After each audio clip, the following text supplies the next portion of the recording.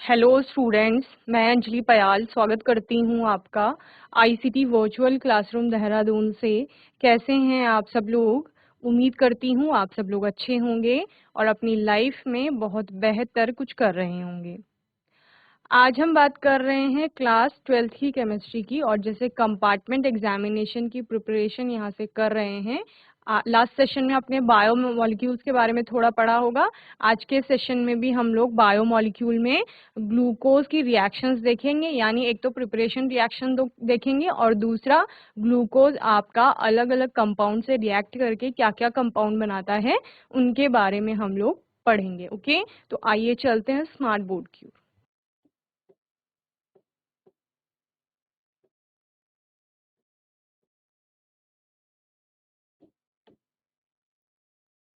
Biomolecule के बारे में हम लोग बात कर रहे थे, जिसमें कि ग्लूकोज को लेकर हम चलेंगे, ग्लूकोज को बनाने की विधियां। ठीक है,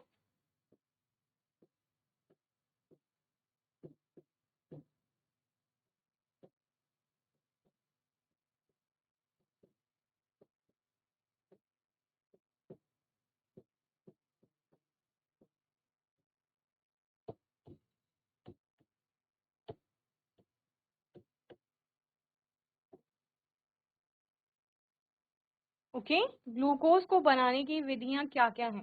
पहला आपका सुक्रोज से ग्लूकोज को बनाया जाता है। ठीक है, क्या कहा मैंने? फ्रॉम सुक्रोज या सुक्रोज से।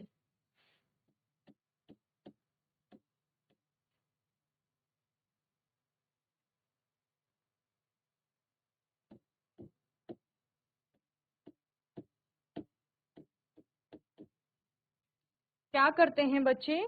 सुक्रोज को आपका एसिड लिया जाएगा, ओके, HCl या फिर H2SO4। एक तो सुक्रोज लेंगे, साथ में क्या कह रहे हैं, HCl और H2SO4 के साथ एल्कोहली विलयन में इसका क्वथन कराने पर ग्लूकोज और फ्रक्टोज बनेंगे, और दोनों आपका सेम अमाउंट में बनेंगे। ओके, चलिए लिखेंगे।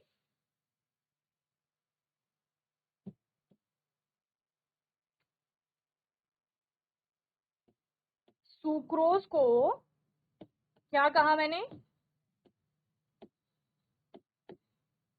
HCl और H2SO4, वो भी क्या होंगे? डाइल्यूट होंगे। ओके,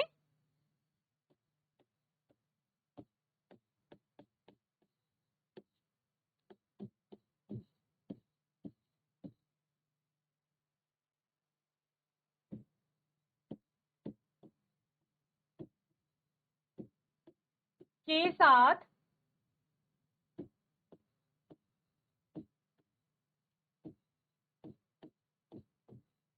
एल्कोहलिक विलयन में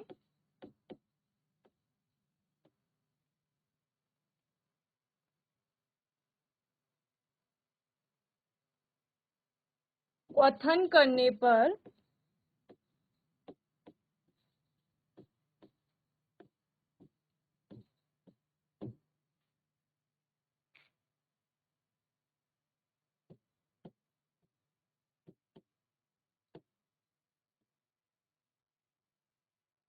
ग्लूकोज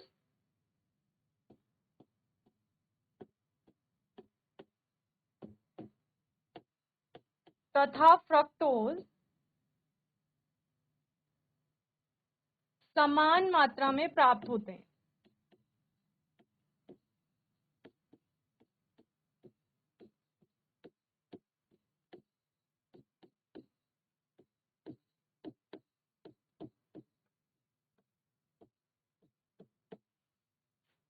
ओके, यानी रिएक्शन क्या होगी आपकी?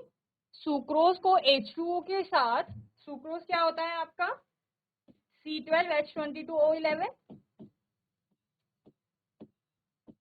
इसका H2O के साथ रिएक्शन होगा, और क्या ले रहे हो आप? HCl या H2SO4 ले रहे हो, तो वहां से आपका क्या निकलता है? H पॉजिटिव निकलता है। ओके, तो आपका क्या बनेगा? ग्लूकोज और फ्रक्टोज बनेगा। तो दोनों क्या होते हैं? C6H12O6 plus H12O6। ओके, तो ये ग्लूकोज हो गया और ये आपका क्या हो गया बच्चे, ये फ्रक्टोज हो गया। क्लियर। और इधर क्या है आपका, सुक्रोज है ये।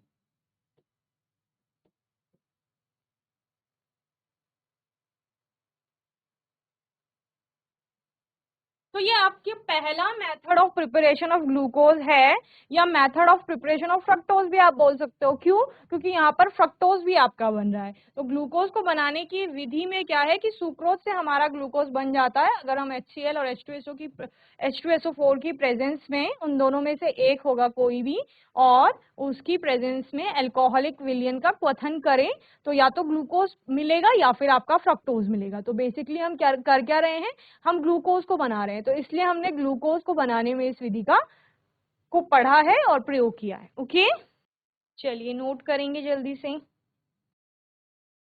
चलो सेकंड रिएक्शन हम देखते हैं। सेकंड मेथड जिससे हम ग्लूकोज को बनाएंगे वो है स्टार्च से।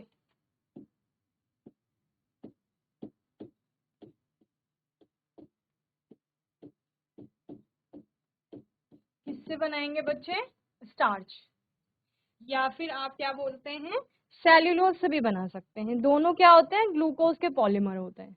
ओके, स्टार्च में आपका अल्फा लिंकेज होती है और सेल्यूलोज में आपका बीटा होती है। ओके, चलो, तो आपका कमर्शियली या कमर्शियल लेवल पे ग्लूकोज को कैसे बनाएंगे, आपका स्टार्च के जल अपघटन से क्या किया जाएगा, ग्लूकोज को प्राप्त किया जाएगा। और इसके लिए भी स्टार्च को आपका डाइल्यूट H2SO4 के साथ 393 केल्विन के टेम्परेचर पर क्वथन किया जाएगा और 2 से 3 एटमॉस्फेरिक प्रेशर को वहां पर रखा जाएगा। ओके, चलो,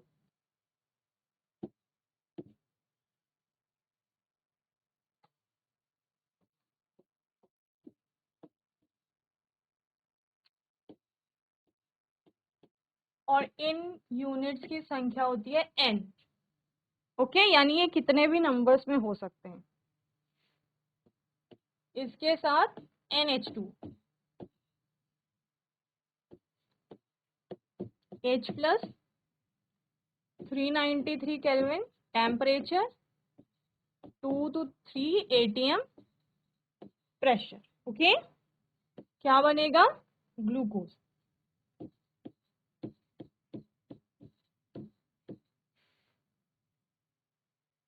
चलो नोट करो जल्दी से।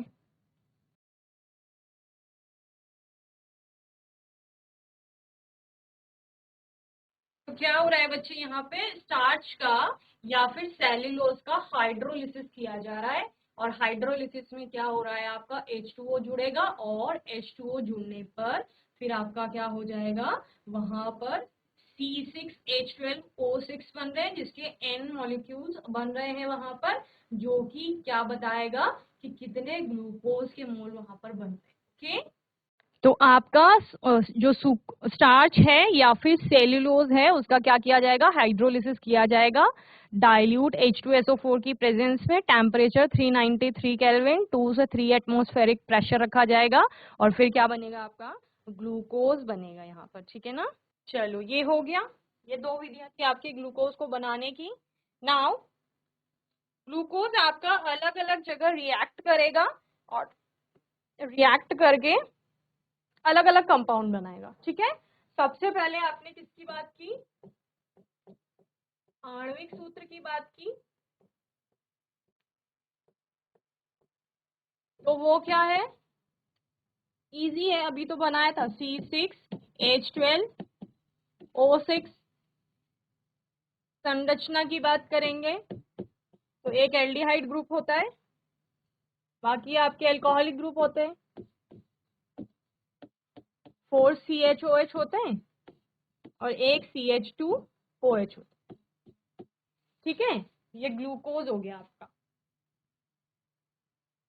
देन सबसे पहले इसको हाइड्रोजन आयोडाइड के साथ गर्म करेंगे, और जब इसको हाइड्रोजन आयोडाइड के साथ गर्म करते हैं तो आपका एन हेक्सेन बनता है। ओके, और ये आपको क्या बताएगा कि सारे जो 6 कार्बन है, हेक्सेन का मतलब 6 कार्बन है, वो सारे क्या होंगे, एक सीधी श्रृंखला में होंगे। ओके, चलिए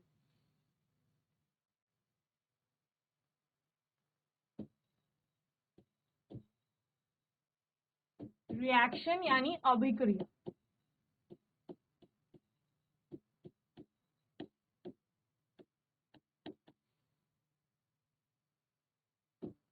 तो सबसे पहले मैंने क्या बोला, HI के साथ, तो आपने क्या लिया, आपने लिया ग्लूकोज CHO,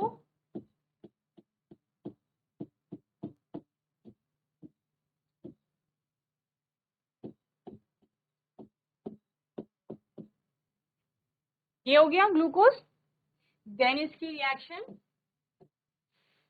किससे कराओगे, अगर इसको आप HI के साथ बहुत लंबे टाइम तक गर्म करोगे, हाइड्रोजन आयोडाइड के साथ बहुत ज्यादा टाइम के लिए इसको हीट देंगे, तो आपको क्या मिलेगा, क्या बोला मैंने, HI, और HI के साथ क्या करेंगे, इसको हीट करेंगे, तो आपको क्या मिलेगा, एन हेक्सेन मिलेगा। और एन हेक्सेन का मतलब क्या है,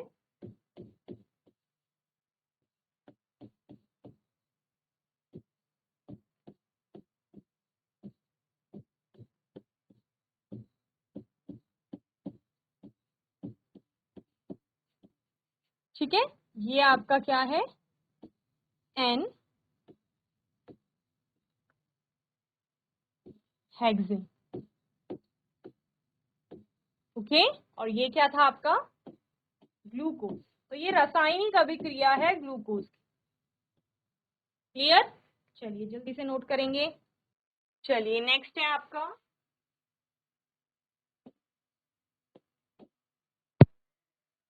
NH4OH के साथ।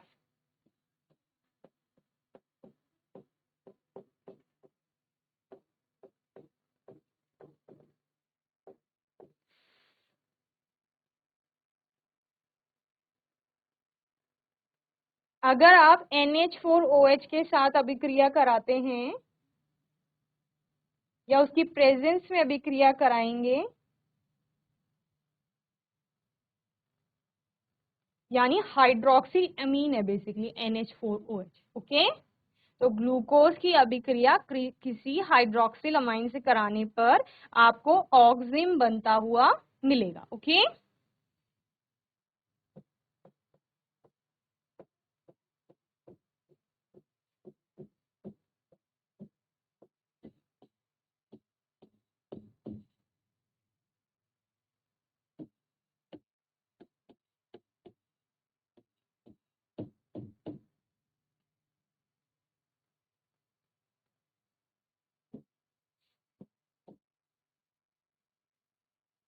क्या बनेगा, ऑक्सिम बनेगा, that is CH double bond NOH, okay, and CHOH whole 4 NCH2OH। Clear. दूसरा, अगर आप हाइड्रोजन साइनाइड HCN की उपस्थिति में अभिक्रिया कराएंगे तो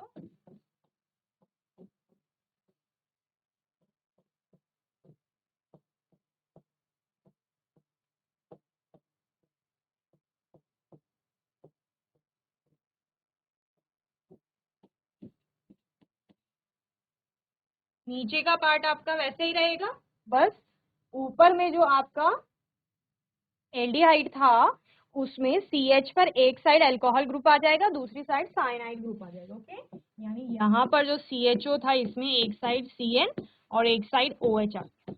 क्लियर।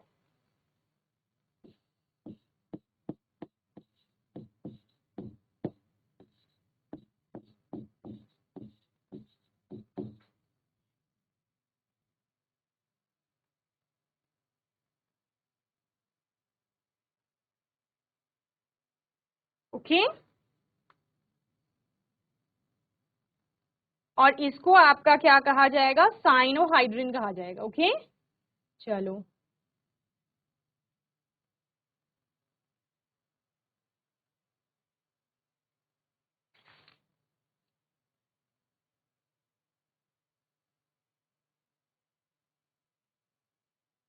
नेक्स्ट, ब्रोमीन जल के साथ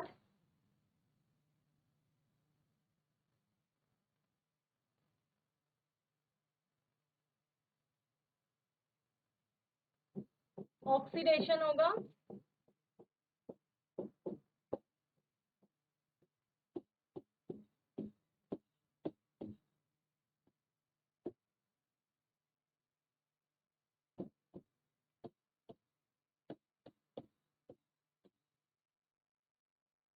ओके,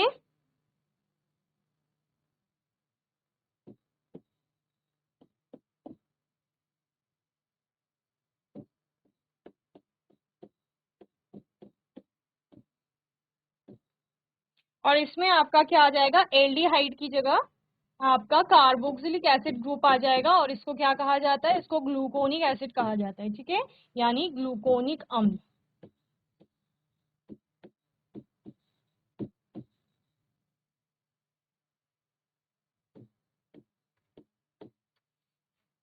तो ये आपकी कुछ रिएक्शंस हैं ग्लूकोज की, जो अलग अलग कंपाउंड के साथ वो जुड़ करके अलग अलग कंपाउंड्स दे रहा है। ठीक है, इनको आप अच्छे से पढ़ लेंगे, और इनमें से आपका एक ना एक रिएक्शन वो जरूर पूछता है। ओके ना, चलो। तो बच्चों, मैं उम्मीद करती हूँ आज का सेशन आपको समझ आया होगा। अगर कोई डाउट होगा, क्वेश्चन होगा, तो आने वाले सेशन में आप लोग पूछ लेंगे, और अपने आने वाले सेशन में एक नए टॉपिक के साथ हम लोग आएंगे। तब तक के लिए आईसीटी वर्चुअल क्लासरूम से जुड़ने के लिए धन्यवाद।